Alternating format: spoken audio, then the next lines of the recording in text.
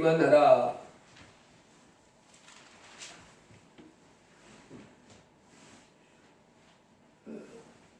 회당장 야이로에게 주님이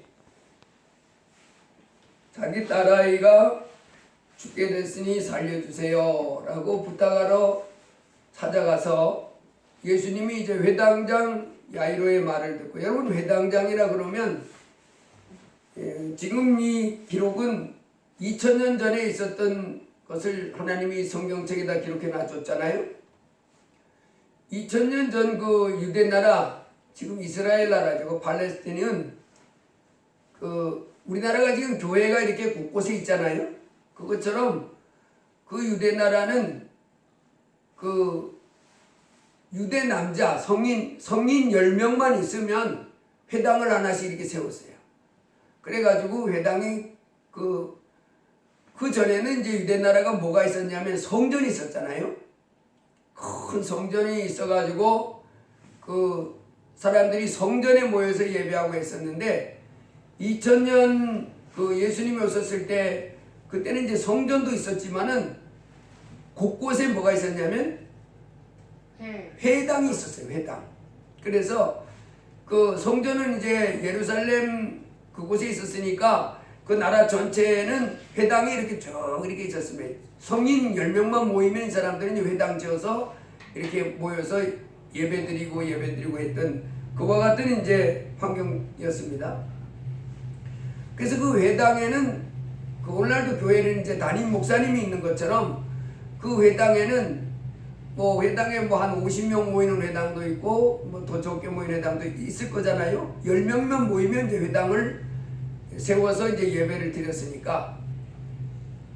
그런데 그 회당의 장은 이제 무슨 일을 하냐면, 오늘 예배에서는 기도를 누가 합니다. 또 말씀을 누가 대독합니다. 이런 거를 정해서 그 교회를, 그 회당을 이렇게 이끌어가는 사람이 회당장이에요. 그래서 이제 회당장 그러면 이제 그래도 아무나 세우는 게 아니고 좀 그 지도자 될 만한 사람을 랍비를 이렇게 세우잖아요. 그래서 이제 그 회당장이 이름이 이제 야이로라고 하는 사람이었는데, 이 사람이 그 딸이 이제 12살 된 딸아이가 무슨 병에 걸렸는지 이제 막 그 위경에 처했을 때, 그때 이제 예수님에게 찾아갔어요. 회당장이. 이 사람은 유대인이잖아요. 회당장인 이 야이로가 예수님을 찾아갔더니, 예수님은 이제 많은 사람들 가운데 둘러싸여서 12제자를 이제 중심으로 해서 이렇게 병도 고치고 가르치고 이러시면서 이제 다니시고 계셨는데, 그 회당장의 부탁을 듣고 이제 회당장의 집으로 가고 있었습니다. 가고 있는데 좀 거리가 있었나 봐요. 멀었었나 봐요. 그 회당장 집하고 예수님이 있는 곳이. 그래 가고 있는데, 예수님을 모시고 가고 있는데 회당장의 집에서 사람이 온 거예요. 와가지고는 하는 말이, 예수님도 이제 있고 야이로도 있고, 야이로는 이제 그 뒤 따라갈 거 아니에요. 어디냐 그래서 이렇게 쭉 가는데, 와가지고 회당장님 딸이 죽었습니다. 더 이상 저 예수 선생님을 괴롭게 하지 마셔도 이제는 안 모시고 가도 되겠습니다. 그 소리를 듣고 이 회당장이 그 소리를 들으니까 뭘 느꼈다는 거예요? 두려웠다. 아이고 큰일 났네. 이렇게 된 거죠. 낙심하고 두려워하는 마음을 보고 예수님이 바로 뭐라 하냐면, 두려워하지 말고 믿기만 하라. 주님은 뭘 줬어요? 그 두려움이 그를 감싸려고 하는 상황이 딱 왔을 때 주님이 위로와 평안을 주잖아요. 두려워하지 말고 믿기만 하라. 그래 가서 이제 찾아가가지고 12살 딸아이를 살려내는 기적을 일으켰던 그 말씀이 오늘 우리가 상고해 볼 말씀입니다. 우리가 이 땅에 이제 한평생 그 삶을 살아가는 가운데, 우리 인생을 살아가는 가운데 가장 우리 삶을 무너뜨릴 수 있는 그 총태한 요소가 바로 뭐냐면, 두려움이라고 하는 거예요. 이 두려움이 나를 감싸면요, 그 사람 인생을 제대로 살 수가 없어요. 두려움과 그리고 절망, 이렇게 되는 겁니다. 그래서 이 땅에 살아가는 가운데 근데 사람이 두려움을 갖고 싶어서 갖는 게 아니잖아요. 그 사람이 두려움을 왜 갖겠어요? 그리고 왜 절망하겠어요?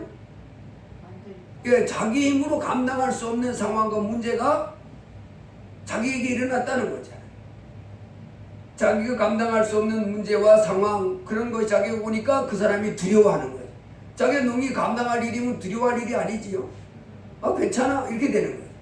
그래서 우리가 세상 살아가는 가운데 이 내 삶에서 두려움 그리고 절망 이것은 우리 인생을 무너뜨리는 내 삶을 무너뜨리는 아주 나쁜 거기 때문에 이것을 물리치고 살아가기를 원하시는 분이 하나님이십니다. 두려움 대신에 뭘 갖기를 원해요 하나님은? 예, 평안, 믿음, 소망, 사랑을 갖고 살기 원합니다. 평안하고 소망을 가지고 사는 삶을 살기를 원합니다. 제가 늘 말했지만은 살쾡이가 다람쥐를 잡을 때 이 다람쥐가 살쾡이를 빼서 큰 나무 위에 손살같이 올라갔잖아요. 그때 밑에서 살쾡이가 이렇게 눈을 팍 눈에서 막 불이 뚝뚝 떨어질 정도로 이렇게 쳐다본다는. 그러면 자꾸 그 나무 꼭대기에 올라간 다람쥐는 사실은 걱정 안 해도 되거든요. 다람쥐도 뭐 나무 다니는데 손세인데 살쾡이가 못 따라가거든요. 그래서 밑에서 불이 뚝뚝 떨어지는 그 불같은 눈초리를 자기를 쳐다봐도 그리고 이제 뭐 솔방울 하나 타가지고 던져버릴 것만인데 이 나무 꼭대기에 올라간 다람쥐가 그 자기의 잘 타는 그 나무 꼭대기에 올라가서 그 절대 그 살쾡이로부터 공격받지 않을 그 자기 자신을 보는 것이 아니라 저 불이 뚝뚝 떨어지는 살쾡이를 탁 내려다보고 저 불에서 눈이 떨어지네. 아니 저놈 눈은 도대체 어떻게 된 게 저렇게 무서워? 그리고 발톱을 딱 봤더니 우와 완전 색깔고리네 색깔고리. 무슨 발톱이 저렇게 억세게 생겼고 날카롭게 생겼냐. 저기 한번 긁혔다 그러면 내 몸은 그냥 뭐 순식간에 뭐 갈기갈기 튀겨지겠다. 그 다음에 그 발을 봤더니 근육은 얼마나 뛰댕겼는지 막 알통이 막 이막식하고 우와 이 다람쥐가 나무 꼭대기에서 살쾡이의 그 불이 뚝뚝 떨어지는 눈을 바라보고 버쩍 울고 두려워져서 그 다음에 발톱을 보고 두려워지고 근육을 보고 두려워지고 그걸 보는 순간 이 사지가 마비되어져 가기 시작하는. 큰일 나겠다 큰일 나겠다. 그리고는 완전히 굳어져 가지고 거기서 뚝 떨어지는 거. 그래 살쾡이 앞에 뚝 떨어지는 걸 살쾡이가 그야말로 강한 그 이빨로 이렇게 못치고. 다람쥐가요 뭘 봤어야 됐냐면 그 살쾡이의 그 불이 떨어지는 눈, 그 무서운 발가락, 그 근육들, 그 다음에 그 발톱들, 그 다음에 그 이빨들 뭐 이런 걸 뒤다보고 마비되어져 갈 것이 아니고 니하고 나하고는 거리가 멀어. 그리고 네가 아무리 용을 쓰고 훈련해도 이 나무 꼭대기에 날 따라오는 건 어림턱도 없어. 그리고 네가 따라올란다 해도 난 이 나무에서 저 짝으로 바람처럼 옮겨다녀. 헛수고 그만하고 이제 그 저기 다른 거나 잡아먹으러 가. 이러면 되는데 그 살쾡이를 보다가 마비돼가지고 떨어져서 죽었다. 그래서 이 두려움은요, 내게서 이 두려움이 들어오려고 그러면 이 두려움을 몰아내야 돼. 그러지 않으면 그게 나를 뭐 시키냐면 마비돼 시키는. 이 두려움이 얼마나 나쁜 거냐면 이 생쥐를 가지고 시험을 했답니다. 학자들이, 과학자들이. 그래서 생쥐를 이렇게 이제 그 망이 있잖아요. 못 나갈 수 있도록 그런 망 안에다가 이렇게 집어넣고 하나는 그 고양이나 이런 것들이 절대 갈 수 없는 그런 아주 그 쾌적한 곳에 질 갖다 놓고 먹이를 이렇게 주고 또 한 놈은 그 초조망 안에 있었지만은 그 망 안에 있었지만은 고양이가 옆에서 계속 뱅뱅 도는 환경을 만들어 놓고 두 마리를 실험을 했답니다. 그래서 물도 갖다 주고 음식도 갖다 주고 두 마리 다 똑같은 물 주고 식량을 줬는데 일주일이 지난 다음에 15일이 지난 다음에, 한 달이 지난 다음에 이래 보니까 그 고양이가 뱅뱅 돌면서 밤이고 낮이고 야옹 하면서 이랬던 이 쥐의 온몸은 그야말로 막 각종 암과 종양과 이 병이 확 쳐가지고 완전히 썩어져 가더라는 이 두려움이 그를 마비시킨 거예요. 그 두려움이, 염려가 뭐 밤도 제대로 못 자지, 낮에도 제대로 못 자지, 고양이가 뱅뱅대면서 야옹 그야말로 저런 발톱 좀 봐. 그런데 그놈은 사실은 어디 있어요? 고양이가 들어올 수 없는 그 망 안에 있는 거예요. 그래서 평안을 가질 수 있었는데도 평안을 가질 수가 없는 거예요. 그래서 모기도 주고 물도 줬지만은 그 두려움이 결국은 그 쥐에게 그 뭘 줬어요? 온갖 관절염에 뭐 위장병에 암에 뭐 종양이 막 득실득실하더라고 해보해 보니까. 그런데 고양이가 절대 등 못 따게는 쾌적한 곳에 아주 생쥐들이 좋아하는 그런 환경에서 살던 놈은 근육도 토실토실하고 똑같은 공간인데 밥도 잘 먹고 건강하더라. 여기서 우리 이 과학자들이 뭘 찾아냈냐면 두려움은, 염려, 걱정은 결국은 다 뭐를 일으킨다? 질병. 질병과 종양과 이런 병을 막 가져오는. 그래서 우리 암의 90%는 스트레스라고 그러잖아요, 사람도. 스트레스, 두려움, 공포, 이것은 결국은 그 사람을 절망 가운데 빠뜨리고 그 인생이 무너진다. 이 땅에 살아가는 우리 그 인생사이가, 근데 우리로 두려움을 갖지, 나로 하여금 두려움을 갖게 하는 일이 일어나지 않았으면 좋겠지만은 그러한 일이 내게 일어나고 환경이 다가오고 한다 이 말이에요. 그럴 때 우리는 그러면 어떻게 이 두려움을 웃기고 있네 이러면서 다 물리치고 평안한 가운데 복된 삶을 살 수 있느냐? 예, 두려움을 이길 수 있는 그 길이 뭐냐 하는. 제가 지난주에도 유튜브를 하나 보니까 한문철 TV에서 사건 하나 올렸는데 재미있는 걸 봤어요.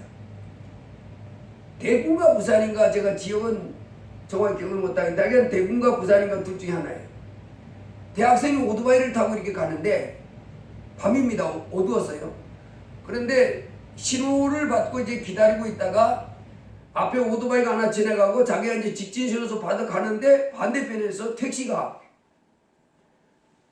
좌회전 금지인데 걔는 좌회전 금지인데 오다가 얘가 가는데 갑자기 좌회전을 들어가지고 이제 사고가 난 거예요. 이제 구독자들한테 물었습니다. 한문철 TV가.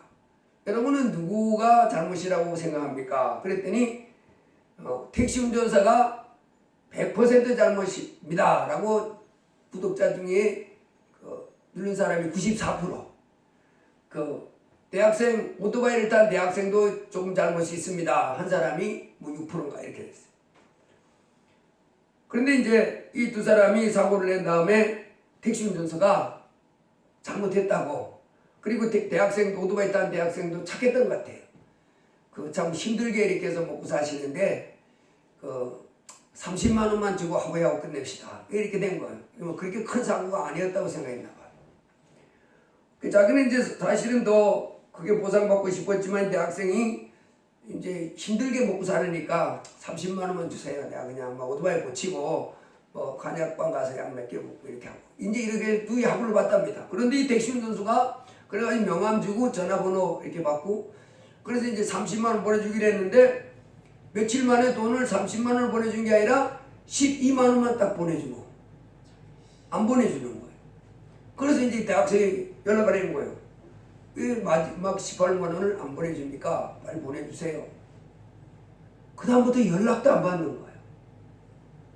이 대학생이 야 이거 나는 그래도 힘들게 산다고 그냥 오토바이만 간단히 고치고 뭐 한약방 가서 약만 먹고 이렇게 끝내려고 했는데 안 되겠다 싶어서 이 사람이 한문철 TV에다가 제보를 한 거예요. 변호사님 이럴 때 이 사람을 찾아야 되는데 연락도 안 받습니다. 제가 그날 그 택시의 번호도 제가 잊어버렸고 회사도 잊어버렸고 그런 걸 안 하고 그냥 좋게 해서 끝내려고 그 명함 하나 받고 그 전화번호 그것만 받았는데 거기도 이름만 있고 그것만 나와 있다는 거예요. 전화번호만. 찾을 수 없는데 어떻게 됩니까? 그럴 때 이제 그 한문철 변호사님이 이제 알려주는 거. 이렇게 해서. 근데요, 경찰서에 이제 가가지고 경찰서에 신고를 하고 이렇게 했는데 경찰서에서 누군지는 우리가 찾아냈는데 그 개인정보 보호 의무가 있어서 우리가 못 알려줍니다. 이제 그러는 거예요. 그래 대학생이 또 막혀 또 한문철 TV에다 올렸습니다. 변호사님이 그 개인정보 보호에 의해서 경찰서에 알려줄 수 없다고 합니다. 그러니까 이제 또 한문철 변호사님이 또 알려주는 거예요. 메일로 이제. 그래가지고 아주 복잡하게 여러 단계를 거쳐서 법원에서 그 명령을 받아가지고 경찰서에 갔더니 그때서야 알려주는 거예요. 알려주는데 그래서 이제 재판에 들어갔습니다. 이 사람은 뭐 완전히 그 양아치 수준이에요. 택시 운전수가 연락도 안 하고 뭐 이제 마음대로 해라. 그리고는 이제 그 뭐 오히려 대학생 그 오토바이 탄 학생이 잘못했다. 그 자기가 그 정지선 있잖아요. 정지선에서 좀 더 나가 있었답니다. 오토바이 탄 대학생이. 예, 그것도 문제 삼고 뭐 속도도 뭐 어쩌고 저쩌고 하고 뭐 그래서 한문철 그 변호사님이 이런 사람은 아주 혼내줘야 됩니다. 끝까지 한번 싸우고 내가 도와줄 테니까 끝까지 한번 싸워라. 그래 이 사람이 한문철 변호사가 알려준 대로 이제 서식을 해가지고 이게 했는데 그 택시 운전사는 나중에 변호사까지 선임했더라고. 그래서 이제 한참 진행되는데 그 법원에서 판사가 처음에 뭐라 그랬냐면 판사가 그 가기 전에 그 합의를 해라. 둘이서 다시. 그래서 그때 합의는 그쪽에서는 400만 원 주겠다. 택시 운전수가. 아까 30만 원 비하면 엄청 늘어났잖아요. 근데 그게 아주 복잡한 과정을 거쳐서 거기까지 간 거예요. 한문철 그 변호사가 안 알려주면 알 수 없는. 그래서 이제 그러니까 난 500만 원 줘야 합의한다. 근데 대학생이 이제 각하에 나간 거예요. 내가 그동안 속상한 거 생각하면 이거 아주 더 받아야 된다. 그래가지고 500만 원. 그래가 결렬돼가지고 그래 좋다 그럼 가자. 그래가지고 재판에 들어갔는데 재판에 들어갔을 때도 이 한문철 그 변호사가 알려준 대로 이걸 주장해라. 이걸 주장하고 이렇게 해라. 그래가지고 이렇게 했는데 얘는 변호사도 선임 안 하고 이래가지고 해가지고 승소를 해서 850만 원. 822만 원인가 떨어졌대요. 그랬더니 그 택시 운전사가 1심 다 끝나고 난 다음에 나 항소 안 한다. 대신 850만 원 보내줄 테니까 끝내자. 그래가지고 850만 원 받고 이제 다 끝내다가지고 그래서 이 대학생이 기분 좋아가지고 내가 오늘 기분 좋아서 그 우리 식구들한테 돼지갈비를 한 탕 쌌습니다. 그러면서 그걸 했는데 여러분 여기서도 보면 그 30만 원 줬을 때였으면 좋잖아요. 근데 이놈이 선한 사람의 그 의도를 12만 원으로 퉁치려고 하다가 이제 850만 원이나 날아간 이와 같은 이제 사건을 보면서 여러분 우리도 이제 하나님 앞에서 하나님이 지금 예수 그리스도 안에서 화해하자 그러잖아요. 내게 오라 그러잖아요. 이럴 때 예 하고 가면 좋을 텐데 건방진 뻗에다가 이제 폭삭망하는 그런 사람들을 내가 이 사건 보면서 많이 생각났어요. 그 택시 운전수가 그 대학생이 넉넉하지 않잖아요. 30만 원만 주세요. 그때 이제 그냥 오토바이만 간단하게 그것도 완벽하게 안 고치고 뭐 조그만 오토바이 학생들 타고 다니는 거 있잖아요. 고쳐가지고 뭐 그냥 한약방 가가지고 뭐 공진단 뭐 그런 거 한 몇 개 사먹고 이제 이러고 말으려고 그랬는데 어때다가 850만 날아갔으니 얼마나 배가 아프겠어요. 자 우리가 이제 오늘 본문에 보면 그래서 우리도 이제 크신 하나님이 우리에게 화해하자 그럴 때 겸손하게 예 하고 이렇게 하면 얼마나 좋아요. 복이 막 쏟아져 오잖아요. 자 오늘 본문에 보면 이 회당장 야이로가 자기 딸이 12살 된 딸이 죽게서 있을 때 그 예수님을 찾아가잖아요. 예수님을 이렇게 찾아가서 내 딸이 그 23절에 보면 내 어린 딸이 죽게 되었으니 오셔서 그 위에 손을 얹으사 그로 구원을 받아 살게 하소서 하고 이제 간절히 예수님 앞에 가서 엎드려서 이렇게 간절히 구했어요. 그랬더니 예수님이 가자. 내가 네 딸을 고쳐주러 가겠다. 이제 가고 있는 도중에 36절에 보면 이제 사람이 와가지고 당신의 딸이 죽었나이다. 어찌하여 선생을 더 괴롭게 하나이까. 이렇게 이제 전달을 해주지요. 그때 예수님이 그 두려워하는 회당장 야이로를 위로하는 말로 두려워하지 말고 믿기만 하라. 담대함을 이렇게 보내주잖아요. 두려워하지 말고 믿기만 하라 그랬을 때 예수님이 이 회당장이 느낄 마음을 알아챘잖아요. 회당장이 순간 뭘 느꼈겠어요? 당신의 딸이 죽었나이다 그랬을 때 마음이 털썩했겠죠. 이제 딸이 죽으면 안 돼 이러고 그래서 이제 그 먼 거리를 그 예수님 찾아가지고 간절히부터 해서 예수님이 가고 있는데 두기 보니까 누가 와요? 자기 집에서 보낸 사람이 오고 있는 거예요. 제가 뭔 소식을 전하라고 오는 거야? 혹시 벌써 죽은 거 아니야? 뭐 이런 생각을 했을 수도 있지요. 그런데 아니나 다를까 와가지고 당신의 딸이 죽었나이다. 그러니까 그 마음이 철렁했는데 예수님이 그 순간 그 회당장 야이로의 마음을 살펴본 예수님이 두려워 말고 믿기만 하라. 그래서 이제 예수님과 같이 이제 집으로 갔지요. 이 회당장이 그 말을 들었지만 한편으로는 또 못 왔겠어요? 예수님이 과연 이미 딸아이를 죽었는데 어떻게 뭐 할 수 있겠나 이런 생각을 뭐 여러 가지 생각하면서 갔겠지요. 딸이 죽었는데 철렁한 마음도 있었을 거고 그 말로 완전히 그 평안을 해보겠다고 보기는 좀 어려울 것 같고 하여간 복잡한 마음으로 야이로가 따라갔을 거예요. 집이 어디냐. 그래서 집 가까이 갔는데 그 사람들이 어때요? 38절에 보니까 회당장의 집에 함께 가서 떠드는 것과 사람들이 울며 심히 통곡함을 보시고 그랬더니 뭐 회당장이니까 집이 좀 괜찮았을 수도 있잖아요. 마당 같은 게 있는데 아마 사람들이 막 떠드는 소리가 나고 또 뭔 소리가 나요? 막 통곡한다. 통곡 소리가 막 나고 그러는 그 집에서 가까이 그 회당장 집에 갔더니 그래 그 집 마당에 딱 들어가셔서 39절에 보니까 너희가 어찌하여 떠들며 우느냐 이 아이가 죽은 것이 아니라 잔다. 그 마당에 사람들이 지금 막 자직하잖아요. 뭐 죽었다고 막 이게 근데 뭔 얘기 했을 것 같아요? 그 사람들이 아이의 죽음에 대해서 지금 회당장이 자기 딸을 살리겠다고 예수님한테 도움 달라고 전화를 갔는데 이제 다 끝났네 뭐 그런 소리도 하면서 그랬을 것이고 이제 이제 회당장 딸은 이제 죽었네 뭐 그런 소리로 이렇게 하는 사람도 있을 것이고 그 죽은 딸 때문에 또 마음이 아파가지고 막 우는 사람들이 막 섞여 있었다는 거잖아요. 근데 막 떠들고 울고 하는 그 회당장 마당에 예수님 갈 때 혼자 가는 게 아니잖아요.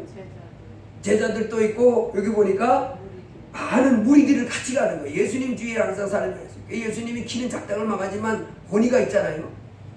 예수님 따블따블하고 헛소리하고 돌아다니는 그런 분이 아니시니까 항상 이제 진중하시고 그런 말씀하시고 딱 가가지고 너희가 어찌하여 떠들며 우느냐 이 아이가 죽은 것이 아니라 잔다. 그랬더니 40절에 보니까 그들이 비웃더라 그랬어요. 그들은 누굴 말하겠어요? 그 집안에 그 집 안에서 막 떠들며 있던 사람도 있고 울던 사람들은 아마 비웃었지 않았을까 싶어요. 울던 사람 가슴이 아파서 울던 사람은 비웃을 수 있는 그런 상황은 아니었을 것 같고 떠들고 막 이런 사람들이 비웃었을 것 같아요. 여러분 이 비웃음이라는 게 뭐냐면 근데 이 사람들이 왜 비웃었을 것 같아요? 끝났다고 생각합니다. 잔다고. 공동번역에 보면 그들이 코웃음을 쳤다. 멸시하고 경멸하는 거야. 코웃음을 쳤다. 우리도 왜 사람들이 어이없는 말과 행동하면 저거 뭐 돌았나? 이제 그런 사람 아주 뭐 좀 또라이가 뭐 이런 새끼 하잖아요. 제가 언젠가 호경영이라고 대통령 지금 이제 대통령 했다고 뭐 지지는 몇 프로 되는지 모르는데 그분이요. 난 그분 보면 좀 이 사람 정신병자. 근데 어떤 사람들은 그분을 막 그 사람이 대통령 해야 된대. 뭐 그러더라고. 그래서 한번 뭐라 그러냐면 자기가 이렇게 멀리 갈 때 어디 갈 때 축지법을 쓴대. 축지법. 그러니까 가만히 있는 사람이 축지법을 써요. 축지법은 바로 뭐냐면 이 백리길을 이 심리로 압축해 가지고 간다는 거잖아요. 그래가 자기는 길을 갈 때 다리가 안 보인대. 축지법을 쓰기 때문에. 그래서 백리길을 다른 사람 심리 가는 것보다 더 빨리 간대. 그러면서 보여줄 테니까 따라와. 그래가지고 이제 그 산에 갔습니다. 내 축지법을 써서 갈 테니까 날 잘 봐. 그래 이제 카메라를 들고 이 사람 축지법을 쓰는 걸 이제 카메라로 답습니다. 근데 이제 자 지금부터 내 축지법을 써 갈 테니까 보라. 그러면서 이제 가는데 이 카메라맨이 찍잖아요. 근데 뭐 그냥 가는 거예요 이렇게. 근데 좀 빠르더라고요. 다른 사람이 이렇게 가면 뭐 이게 아니 다리가 다 보이는데요. 잘 봐봐. 다리가 다 보이는데도 본인이 뭐라 그러냐면 잘 보라는 거예요. 잘 찍으라는 거예요. 자기가 지금 축지법을 쓰고 있으니까.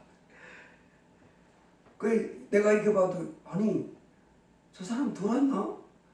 아니 자기가 지금 가는 게 선명하게 이렇게 보이는데도 축지법을 쓰고 있다는 거예요. 또 한 번은요. 이 자기는 이렇게 다리를 이렇게 들어가 이 다리를 높이 들면 힘들잖아요.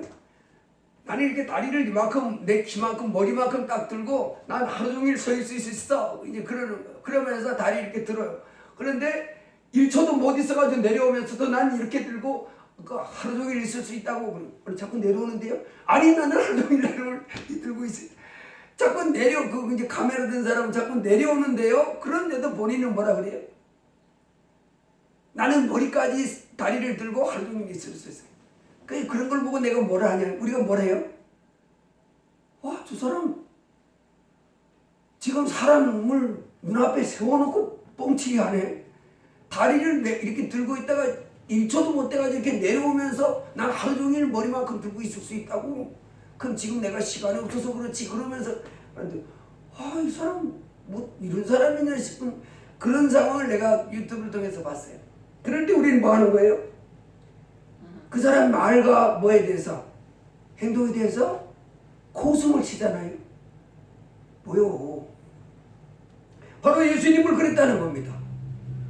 그 아이가 죽었다고 하는데 지금 이 사람들 마음속에는 그 회당장 야이로가 예수님에게 찾아가서 자기 딸 살려달라고 부탁하다 찾아간 거 보면 사람들이 이미 뭘 알고 있었어요? 예수님이 병자도 고치고 귀신도 쫓고 능력도 행하는 분이라고 하는 것을 이미 알고 있었어요. 그러니까 회당장이 찾아갔지요.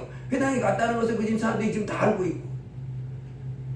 그러니까 여기서 비웃었다는 얘기는 뭘 얘기하냐면 예수님이 뭐 능력이 있고 병 고친다고 하는 소리를 들었지만 예수님이 지금 죽은 아이를 향해서 하는 말이 뭐예요? 죽은 것이 아니라 잔다. 그러니까 아니 뭐 병자를 좀 고친다 하더니 저 또 오바하네. 황당한 짓거리 하네. 이러면서 비웃었다는 얘기. 그러나 예수님께서는 너희가 어찌하여 떠들며 우느냐. 이 아이가 죽은 것이 아니라 잔다. 여러분 자는 거하고 죽은 거하고 같아요? 틀려요? 아니 잠자면야 언제든지 깨어나지요. 잠자는 건 우리 저녁을 다 자잖아요. 잠자는 거야 언제든지 깨어나지만 죽은 거는 죽은 건데 아니 우리가 무슨 죽은 거하고 잠자는 것도 구별을 못하는 줄 알아? 아니 분명히 죽었는데 뭐 잠자다고? 뭐요? 그렇게 생각할 수가 있지. 그러나 여러분 예수님은 누구예요? 하나님이에요. 전지전능한 하나님이라고 우리와 레벨이 다릅니다. 우리하고 그 같은 수준의 분이 아니에요. 그래서 그분이 잔다고 그러면요. 예수님이 잔다고 그러시네. 그럼 일어나는 건데 자면. 한잔 푹 자고 나면 깨어나냐고 일어나는 게 사람인데. 아멘. 저게 뭔 말이지? 이렇게 해야 맞지. 그 예수님을 향해서 감히 우리와 같은 수준의 우리 수준에 생각해가지고 비웃었고 이렇게 하면 잘못된 거지. 그래서 그들이 비웃었어요. 그때 예수님이 그들을 다 내보내신 후에 여기서 그 우는 사람하고 떠드는 사람들을 어디에 있는 사람들을 내보냈다는 거예요? 예, 마당에 있는 사람들 다 나가. 그래가지고 마당에서 막 떠들던 사람, 물던 사람들이 다 마당 밖으로 쫓겨나간 거예요. 그 마당이 지금 어떻게 해서 이렇게 조용해졌지요? 그때 이제 아이의 부모와 자기와 함께한 자들을 데리시고 아이 있는 곳에 들어가사, 여기서 자기와 함께한 자들은 예수님의 제자들도 3명만, 베드로, 야고보, 요한 요 3사람만. 그러니까 방 안에 몇 사람이 들어갔어요? 부모, 6. 제자들 3명, 예수님 6명이 들어가고. 아멘. 그 마당에는 지금 아무도 없습니다. 마당 밖으로 다 쫓아냈으니까. 조용한 상태에서 방 안에 들어가시더니 예수님께서 아이 있는 곳에 들어가서 아이의 손을 잡고, 아이는 이렇게 죽었잖아요. 척 늘어졌잖아요. 숨도 안 쉬잖아요. 그런 그 회당장 야이로의 딸을 손을 딱 잡고 뭐라고요? 달리다꿈. 여기 아람방언입니다. 달리다꿈. 헬라어가 아니고 아람방언이에요. 아람방언, 예수님은 2가지 언어를 썼다고 그래요. 아람방언하고 헬라어 2가지 썼는데 주로 이 아람방언을 예수님이 달리다꿈, 아람방언을 많이 썼대요. 이거 우리가 왜 십자가에 돌아가실 때 그 엘리 라바 사박다니도 다 아람방언입니다. 예수님은 이 아람방언을 많이 썼는데 그 소녀의 손을 잡고 뭐라고 했다고요? 달리다꿈 하시니 내가 내게 말하노니 소녀야 일어나라. 그랬더니요, 그 죽었던 아이가 일어나는 거예요. 예수님의 손 잡았잖아요. 그 달리다꿈 하면서 딱 이렇게 애가 그냥 우치시 일어나는 거예요. 그러더니 일어나서 걷는 거예요. 여러분, 그 지금 회당장 야이로의 방 안에 6명이 들어가 있었는데 다른 사람들은 달리다꿈 하는 소리도 못 들었을 거예요. 아마 마당 바깥에서 다 쫓겨났으니까. 그 소리를 들은 사람은 6명밖에 없지요. 부모하고 엄마 아빠하고 그 베드로, 야고보, 요한, 그리고 예수님. 예수님이 한 번, 이 6명만 본 거예요. 예수님이 뭐 하나님. 그래서 딱 잡고 달리다꿈 이렇게 애가 일어나서 막 걸어다니는. 누가 가장 놀랬겠어요? 그 부모도 한편으로는 기쁘지만 한편으로는 또 뭔 생각이 들어요? 아니, 뭐 이런 일이 다 있냐? 이야, 죽은 것이 아니라 잔다고 그러더니 진짜 뭐예요? 자는에 툭툭 깨가지고 일어나는 것처럼 똑같이 되는 거예요. 거의 6명이 그 앞에서 베드로도 놀랬을 거고, 야고보도 놀랬을 거고, 요한도 놀랬을 거고, 놀라지 않은 분은 누구밖에